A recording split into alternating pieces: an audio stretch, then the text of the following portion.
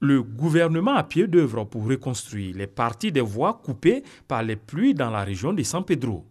Une équipe de techniciens venus d'Abidjan est sur le terrain.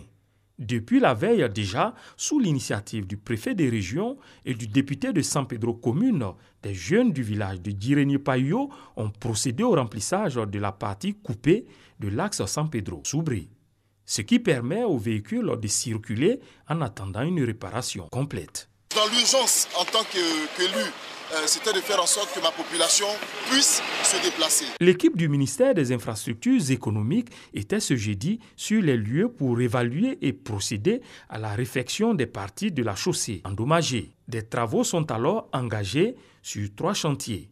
D'abord, l'axe San Pedro-Grand Bérébi. Nous avons demandé comme solution de faire rapidement une déviation pour permettre aux usagers de passer. Une fois que cette déviation sera construite, alors nous allons nous attaquer au principal, c'est-à-dire la reconstruction de l'ouvrage. Ensuite, sur l'axe San Pedro-Soubré, la nature des interventions est tout autre. Nous allons travailler de nuit et à cette période-là, justement, on sera obligé de couper entièrement la route. Donc nous allons communiquer là-dessus. Nous allons prendre une nuit pour enlever les bus qui sont fortement dégradés et puis les remplacer. Le lendemain, les gens pourront passer.